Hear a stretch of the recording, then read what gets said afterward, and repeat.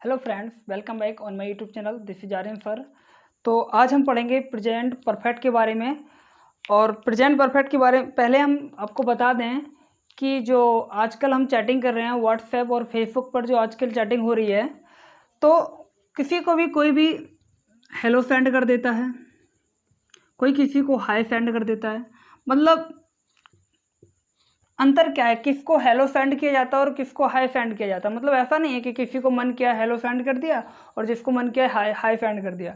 इसमें अंतर होता है, क्योंकि हेलो जो वर्ड है वो फॉर्मल है। कौन सा है? फॉर्मल। एंड हाय जो वर्ड है वो इनफॉर्मल है। हेलो जो एक वर्ड है उसे फॉर्मल यूज किया जाता है और हाय जो एक वर्ड है उसे इनफॉर्मल यूज किया जाता है। मतलब फॉर्मल और इनफॉर्मल क्या होता है? मतलब हेलो उस व्यक्ति को आप बोलोगे जिससे आप अनजान हो। क्या हो? अनजान। मतलब जब आप किसी व्यक्ति से बात करते हो तो या तो वो आपसे जानने वाला होगा, मतलब आपको पहले से जानता होगा, या वो आप पहली बार उससे मिले हो। ऐसे तो टाइप के तो आदमी होंगे ना, या तो अनजान होगा या जानने वाला होगा तुम्हें। तो जो व्यक्ति अनजान होता है, क्या होता है? अनजान। मतलब आप उससे फर्स्ट टाइम मिल रहे हो तो उसे फॉर्मल की तरह आप उसे हेलो बोलोगे, हेलो एवरीबॉडी, या हेलो एवरीवन, या हेलो सर, या फिर किसी को भी हेलो बोलना है, hello Raju, hello Radhika.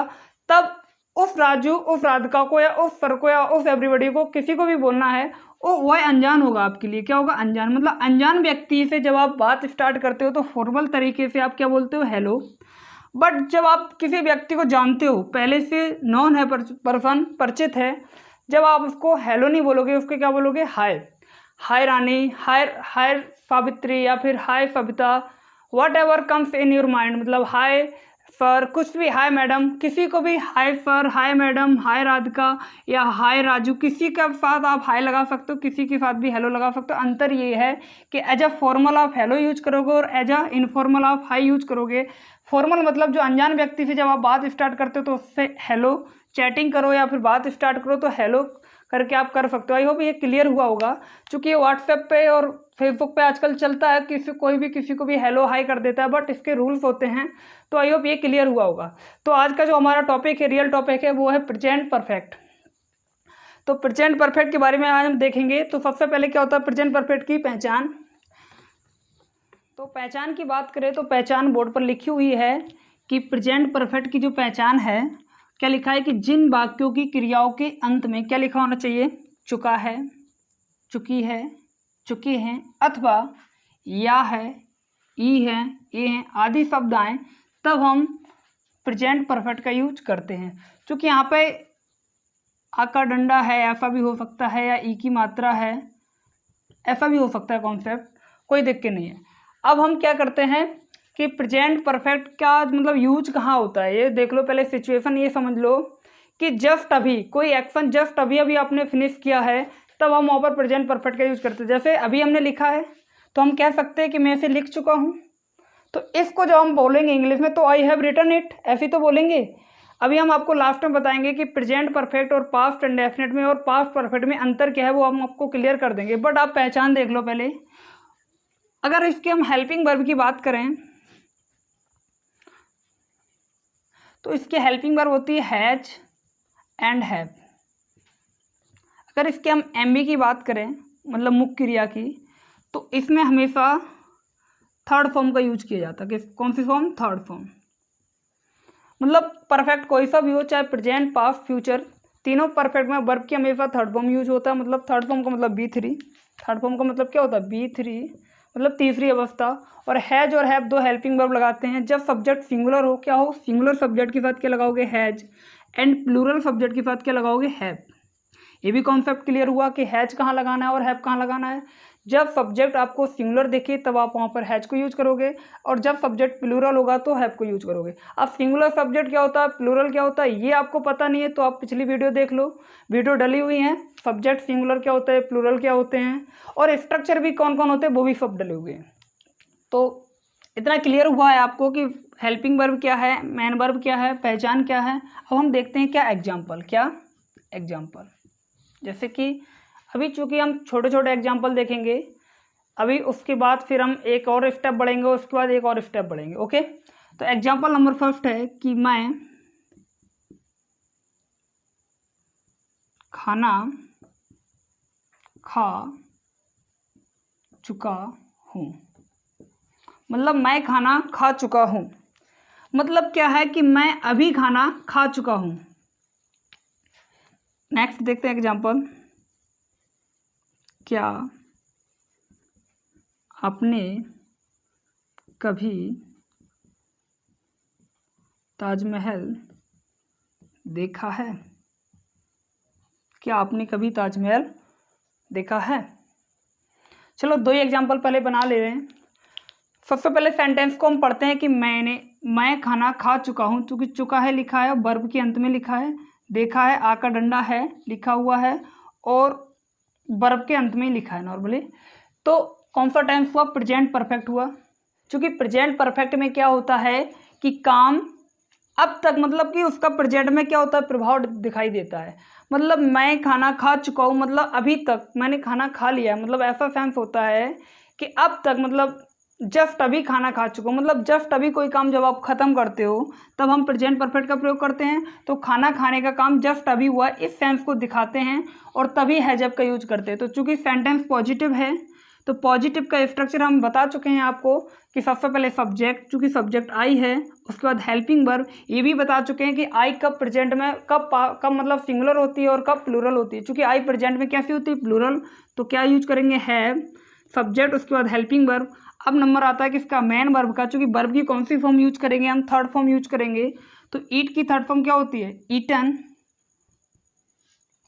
I have eaten, खाना क्या होता है, food. I have eaten food, last में कुछ फुल स्टॉप। आई होप ये एग्जांपल क्लियर हुआ होगा। पहले सब्जेक्ट, उसके बाद हेल्पिंग वर्ब, उसके बाद वर्ब की थर्ड फॉर्म, उसके बाद ऑब्जेक्ट एंड अदर वर्ड था नहीं। ओके, एंड नेक्स्ट देखते हैं, क्या आपने कभी ताजमहल देखा है? तो पहचान से क्लियर होता है कि कौन सा है, प्रेजेंट परफेक्ट है। और टाइप ऑफ की बात करें तो जिस वाक्य की स्टार्टिंग में क्या लिखा हो या क्वेश्चन पूछा जाए और जिसका आंसर यस या नो में दे सकें, क्या आपने कभी ताजमहल देखा है, हाँ या नहीं में आंसर दे सकते, तो कौन सा हुआ, इंट्रोगेटिव हुआ। और इंट्रोगेटिव का स्ट्रक्चर होता है कि सबसे पहले क्या आता है, हेल्पिंग वर्ब। तो चूंकि आपने सब्जेक्ट प्लूरल है तो हेल्पिंग वर्ब क्या आएगी, इसमें भी क्या आएगी, हैव, उसका सब्जेक्ट यू। आपने, तुमने, तुम लोगों ने ऐसा लिखा हो तो सब्जेक्ट यू होता है, हैव यू। चूँकि कभी, कभी को समझ लो, यहाँ पे बहुत सारे भी एडवर्ब होते हैं, यहाँ पे एक कभी आया एडवर्ब, तो कभी की मीनिंग होती है एवर, क्या होती है, एवर। और ये इसका जो प्लेस होता है, एडवर्ब ऑफ प्लेस, जब आप पढ़ोगे तो उसका प्लेस हमेशा क्या होता है, एम बी के पहले होता है। क्या होता है, एम बी के पहले। एवर होता है, ऑफन होता है, ऑलवेज होता है, नेवर होता है, बहुत सारे एडवर्ब होते हैं जिनका प्लेस कहाँ होता है, मैन वर्ब के जस्ट पहले होता है। तो हैव यू, चूँकि हेल्पिंग वर्ब, उसके बाद सब्जेक्ट, उसके बाद वर्ब की थर्ड फॉर्म आने वाली है, चूँकि वर्ब से पहले क्या आएगा, कभी की meaning ever. Have you ever scene, जितनी भी बिल्डिंग्स होती हैं, जो यूनिक चीज़ें होती हैं, उनके पहले हम आर्टिकल द का यूज करते हैं। तो ताजमहल के पहले क्या लगा देंगे, the. Have you ever seen the Taj Mahal, last में question mark. I hope example से क्लियर हुआ होगा। एग्जाम्पल क्या है कि have you ever seen the Taj Mahal, कि आपने कभी ताजमहल देखा है। बोर्ड पर एग्जाम्पल लिखे हुए हैं आपके। पहला एग्जाम्पल क्या है कि आपने अभी तक मुझसे बात क्यों नहीं की है। क्यों नहीं की या फिर क्यों नहीं की है, चाहे यहाँ पे ख़त्म हो जाए बात, चाहे यहाँ पे ख़त्म हो जाए, उससे कोई फर्क नहीं पड़ता। देखिएगा, क्योंकि क्यों नहीं की, तो यहाँ पे पास्ट इंडेफिनिट आपको दिख रहा होगा, पास्ट इंडेफिनिट की पहचान भी है, लेकिन बनेगा प्रेजेंट परफेक्ट। क्यों? क्योंकि एक एडवर्ब आया है अभी तक, मतलब जब, अभी क्या बताएं, थोड़ा बता दें आपको कि प्रेजेंट, सॉरी, पास्ट इंडेफिनिट और प्रेजेंट परफेक्ट में अंतर क्या है। मतलब टाइम अगर सेंटेंस में गिवन होगा तो अंतर इसमें क्या है, मतलब स्पोकन में कब वो सिचुएशन होगी जब पास्ट परफेक्ट का, सॉरी, पास्ट इंडेफिनिट का प्रयोग करेंगे, और वो कौन सी सिचुएशन होगी कि प्रेजेंट परफेक्ट का यूज करेंगे। तो हम आपको बता दें कि ये समझ लो क्या है, टाइम लाइन है, यहाँ पे पास्ट है और यहाँ पे क्या है, फ्यूचर है, और यहाँ पे क्या है, प्रेजेंट है।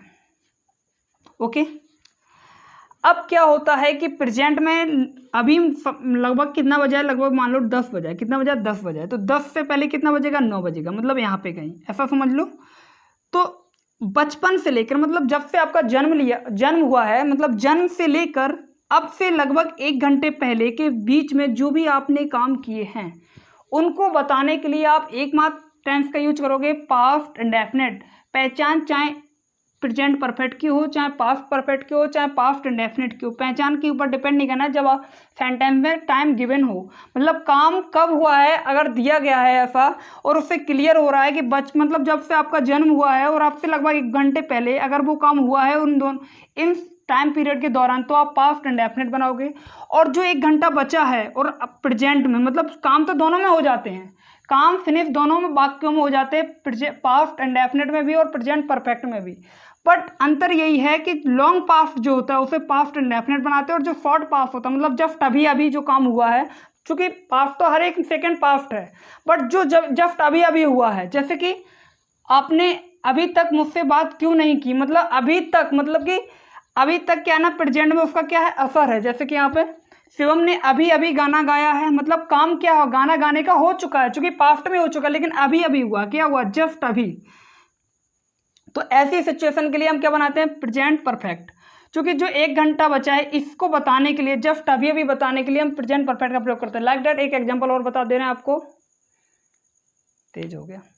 जैसे कि आप सफ़र कर रहे हो, क्या कर रहे हो, ट्रेन में क्या कर रहे हो, सफ़र कर रहे हो, आप दोस्तों के साथ मतलब जा रहे हो और मतलब एक होटल पे किसी स्टेशन पे गाड़ी रुकी है और दोस्तों ने पूछा क्या खाना खाओगे क्या, तो आपने जवाब दे दिया, आपने जवाब दो दिया, क्या दिया, I have eaten and I eight.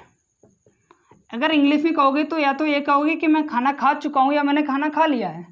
तो इन दोनों को जब आप बोलोगे कि आई हैव ईटन, तो इसका मतलब है कि ईट जो हुआ है, जो खाना खाया है, जस्ट अभी अभी खाया है, मतलब वो आपको भूजेंगे नहीं, अर्थात मतलब आपका पेट भरा हुआ है तो काहे को खाली प्लेट में आप बर्बाद करो पैसे। तो जब अभी अभी कोई काम किया है, जस्ट अभी, I have eaten, I have done, तो जस्ट अभी अभी किया है तो फिर प्रेजेंट परफेक्ट बनाते हैं। और काम किए हुए बहुत टाइम हो गया, 1-2 घंटे, 4 घंटे, 5 घंटे, 1 साल, 2 साल, 10 साल ऐसा हो गया, तो फिर ऐसा बताना है। मतलब आपने कहा आई एट, इसका मतलब हुआ है कि आपने खाना तो खा लिया है लेकिन आपका खाना भी पच चुका है, मतलब खाना खाए हुए बहुत सारा टाइम हो चुका है, आप भूखे और दोबारा भी खा सकते हो।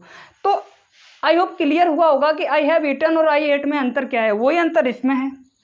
तो जो काम हुआ है इसमें बात करने का हुआ है, इसमें गाना गाने का हुआ है, इसमें मदद करने का हुआ है। तो काम से मतलब अगर टाइम गिवन है, टाइम गिवन नहीं है तो जिसकी पहचान होगी आप आसानी से उसको बना दोगे। बट जब कंपटीशन में कोई पूछता है क्वेश्चन तो वो टाइम दे के पूछता है, और ऐसे वाक्य अक्सर लोगों के गलत होते हैं कि पहचान देख ली और उसने बना दिया। बट आपको पहचान नहीं देखनी, पहचान जब देखनी जब टाइम ना हो। अगर टाइम गिवन होगा तो आप अकॉर्डिंग टू सेंस, और जिस तरीके से हम टेंसों का प्रयोग करते हैं उसी तरीके से आपको करना है। तो जब अभी अभी हुआ है तो इसको बना देते हैं वाक्य को कि चूंकि WH वर्ड सेंटेंस के बीच में है तो डबल इंट्रोगेटिव हुआ, तो सबसे पहले WH वर्ड आता है क्योंकि मीनिंग पता होगी आई होप, वाई। उसके बाद आती है हेल्पिंग वर्ब, चूंकि प्रेजेंट परफेक्ट बनेगा तो हेल्पिंग वर्ब आपने के हिसाब से क्या आएगा, हैव। उसके बाद आता है सब्जेक्ट यू, एंड उसके बाद नॉट। इतना बना लिया, WH word, helping verb, subject and not. अब क्या आएगा, मेन वर्ब आएगा। चूंकि मेन वर्ब के पहले एक एडवर्ब आएगा, अभी तक। चूंकि अभी तक के लिए आप क्लियर कर दें, अगर यहाँ पे अभी तक लिखा है और भी वर्ड लिखे हो सकते हैं, जैसे अब तक, क्या लिखा हो सकता है यहाँ पे, अब तक या इस समय तक। आपने इस समय तक या अब तक या अभी तक मुझसे बात क्यों नहीं की, ऐसे हिंदी आ सकती है। और इन सब हिंदी की जो इंग्लिश होती है हम आपको यहाँ पे एक्सप्लेन करने की कोशिश कर रहे हैं। ये जो एडवर्ब होते हैं अब तक, अभी तक या इस समय तक, इसकी इंग्लिश आप लिख लेना। इसकी इंग्लिश बहुत सारी होती है, एक होती है वेट, एक होती है अप टू नाउ, एक होता है सो फार। ये जो जितने भी वर्ड हैं इन सब का मतलब ही एक जैसा है, और जितने भी ये हिंदी में वर्ड लिखे हैं इनका भी मतलब एक जैसा ही है। एट जो वर्ड होता है ये हमेशा सेंटेंस के कहाँ आता है, लास्ट में आता है। कहाँ आता है, लास्ट में। एंड ऑफ द सेंटेंस इसको यूज करते हैं और इसको starting of the sentence use करते हैं। मतलब अप टू नाउ लगाना है या सो फार लगाना है, इस समय तक, अब तक या अभी तक के सेंस में तो स्टार्टिंग में लगाओ, कॉमा लगाओ। और अगर आपको यट यूज करना है, और यट का एक खासियत ये होता है कि कंपटीशन में पूछता है किसी सेंटेंस में यट लिखा देगा और सेंटेंस को पॉजिटिव बना देगा या इंट्रोगेटिव बना देगा। याद रखना कभी भी सेंटेंस में अगर ये वर्ड आ गया तो सेंटेंस हमेशा कैसा होगा, नेगेटिव होगा। क्या होगा, नेगेटिव। मतलब यट का यूज कभी भी पॉजिटिव सेंटेंस में नहीं होता है। अगर पॉजिटिव सेंटेंस में ये वर्ड लिखा है तो वो सेंटेंस गलत है। यट लिखा होगा तो बाक 100 में 200% नेगेटिव बनेगा। तो देखिएगा नेगेटिव है, ओके। तो वाई हैव यू नॉट, चूंकि अब तक या अभी तक इस समय तक के लिए हम यट लगा देंगे, तो why have you not talked to me yet. Last में question mark. I hope clear हुआ होगा एग्जाम्पल आपको कि why have you not talk to me, और टॉक के बाद जो प्रपोजिशन आता है, चाहे B1 लिखा हो, B2 मतलब ताकि कोई सी भी फॉर्म लिखा हो, हमेशा प्रपोजिशन टू का यूज करते हैं। आई होप पहला एग्जाम्पल आपको क्लियर हुआ होगा। एंड सेकेंड एग्जाम्पल की बात करें, शिवम ने अभी अभी गाना गाया है। तो चूंकि पहचान से क्लियर हुआ है कि अभी अभी काम हुआ है तो प्रेजेंट परफेक्ट है, ओके। तो चूंकि पॉजिटिव सेंटेंस है तो सबसे पहले सब्जेक्ट शिवम, उसके बाद आएगी हेल्पिंग वर्ब, चूंकि सिंगुलर के साथ है जाता है। अब आता है मैन वर्ब। चूंकि मैन वर्ब के पहले ये जो एडवर्ब है, अभी हम लास्ट में हम बता देंगे कि कितने एडवर्ब यूज होते हैं जो मैन वर्ब के पहले आते हैं। अभी अभी लिखा हो या फिर यहाँ पे तुरंत भी लिखा हो सकता है। क्या, तुरंत, उसका भी एक ही मतलब होता है। शिवम ने तुरंत गाना गाया है या फिर शिवम ने अभी अभी गाना गाया है, मतलब तुरंत लिखा हो चाहे अभी अभी लिखा हो, इसकी जो मीनिंग होती है उसकी मीनिंग होती है जस्ट। क्या होती है, जस्ट। वो भी कहाँ आती है, MB के जस्ट पहले, ओके। तो चूंकि MB का नंबर है तो MB के पहले क्या लगा देंगे, जस्ट। गाना की थर्ड फॉर्म क्या होती है, सिंग, सैंग, संग, अ सॉन्ग। तो शिवम है जस्ट संग अ सॉन्ग। आई होप ये भी एग्जांपल आपको क्लियर होगा कि अभी अभी लिखा हो, तुरंत लिखा हो, इसके लिए क्या लगाते हैं, मीनिंग जस्ट लगाते हैं, वो भी मैन वर्ब के जस्ट पहले। और अभी तक लिखा हो, अब तक लिखा हो या इस समय तक लिखा हो तो इसकी मीनिंग लगाते हैं अप टू नाउ, सो फार या फिर यट। और यट हमेशा नेगेटिव सेंटेंस में यूज होता है। बाय मिस्टेक अगर नॉट इसमें हट जाएगा तो सेंटेंस गलत हो जाएगा, और इसको हमेशा लास्ट में लगाते हैं, ओके। एंड थर्ड एग्जाम्पल आपके बोर्ड पर लिखा हुआ है कि उन लोगों ने कभी कभी मेरी मदद की है। सेंटेंस पढ़ के स्पष्ट हो गया है कि ये प्रेजेंट परफेक्ट है। चूंकि सेंटेंस पॉजिटिव ये भी है तो उन लोगों ने सबसे पहले सब्जेक्ट बनाएंगे, तो उन लोगों के लिए हम क्या यूज करेंगे, दे।